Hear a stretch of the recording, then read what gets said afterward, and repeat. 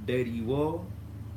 Um, Concerning the state of affairs in the United States, I wrote a little something that hopefully will go over better than the 20-minute rant I previously recorded. My name is Tony, and there's been lots of speculation as to what it means to disrespect a veteran, the flag of the United States, active duty service members, and those who have given their lives in honor of this great nation. A football player decided that he would not stand during the national anthem.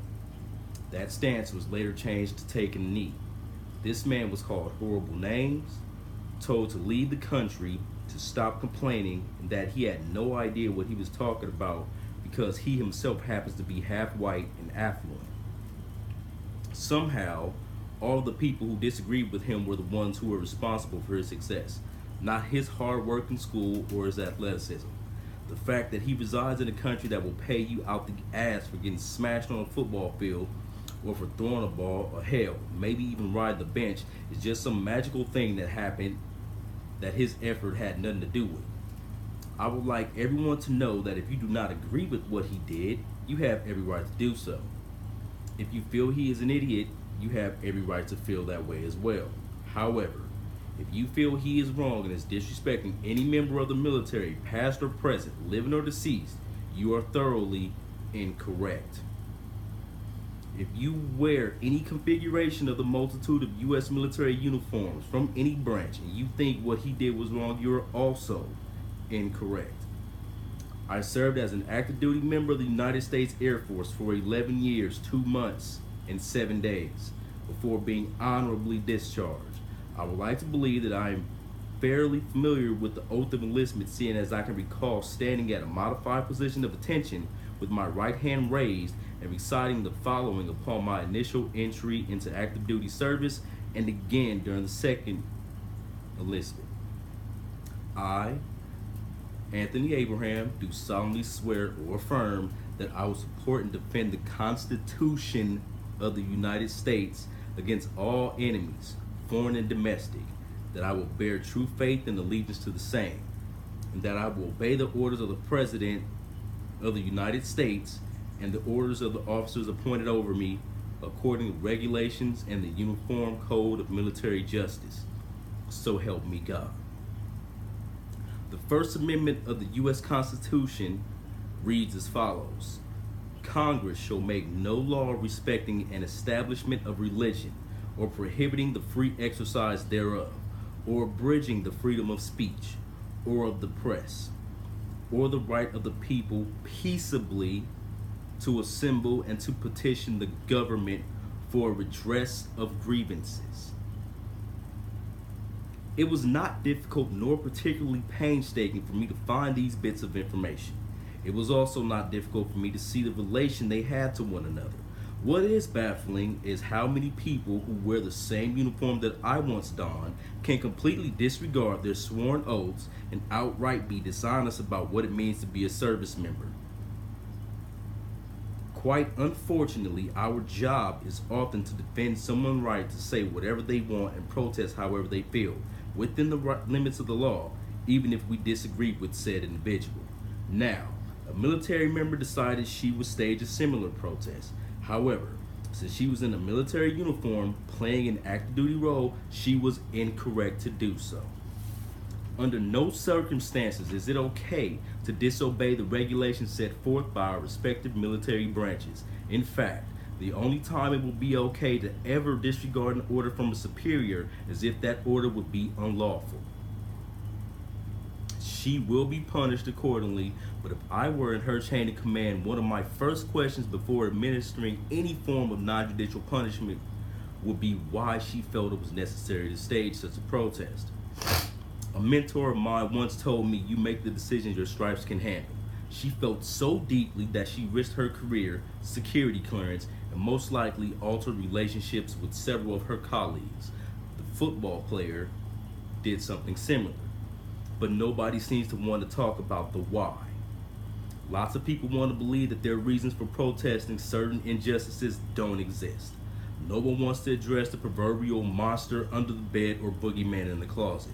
They will be more quickly to tell you to look at places like Chicago or Detroit or bring up gang violence. They will ask you if you protest gang violence with the same passion. They will literally watch you bleed out on television and several more times on social media and somehow justify the reactions of a criminal. They will blatantly ignore the thousands and sometimes millions of dollars awarded to families in wrongful death lawsuits. They will tell you there is no racial divide when in less than a 7-day time span, I watched 4 to 6 men get probation for rape or sexual assault with either admissions of guilt, eyewitnesses, and even one instance of an offender live streaming his crime. They will say there's no difference when the same crime gets 2 different offenders 6 years and 16 years. It's convenient to sit back and say a bunch of people are acting like savage beasts when you have ignored and mocked every form of other peaceful protests they have offered. I am in no way defending the actions of people who destroy their own freaking neighborhoods, but when is it gonna finally be okay to say, America is the greatest country in the world, but we can be even better? Racism is a disgusting thing that happens. It's not make-believe. It's the type of thing that makes it completely okay for someone in a helicopter to say you look like a bad dude. It's the type of thing that makes it okay for people to say you aren't being oppressed because you're half white. It's the type of thing that makes it okay for someone to tell you to get out of the country that has guaranteed you the right to stand up and be heard when you feel something is wrong. People will dodge, make excuses, disregard, deflect. They will do everything except investigate or listen, but those same people will say your actions aren't helping while offering no solution or lifting a finger to help themselves. I personally do not care what color you are. Criminals need to be prosecuted whether they wear uniforms, destroy public property, hinder traffic, or run for president. There is no reason why a portion of America should have to justify why it wants you to stop killing it off. Instead of being pissed off about the protest, shouldn't the inhabitants of the land of the free and the home of the brave be more pissed off that there is reason for such protests in this day and age in the first place? Saying you have given a man freedom because you no longer physically bind him means nothing if you imprison his mind, his heart, his body, and his soul, all the while pretending you've done him a favor. Now I'm gonna go off script a little bit here. When you have people saying, hey, they're killing us. When you have videos showing them killing us. When you have children crying, saying, stop killing us. When you have athletes saying, hey, stop killing them. Hey, this is wrong. When you can go to your institutions of higher learning and find signs calling people the N-word. Football players, sorority members, when you have people that feel bold enough to wear blackface and feel like it's okay, that is a problem that needs to be dealt with. You do not pour sugar on shit and then you say it's ice cream.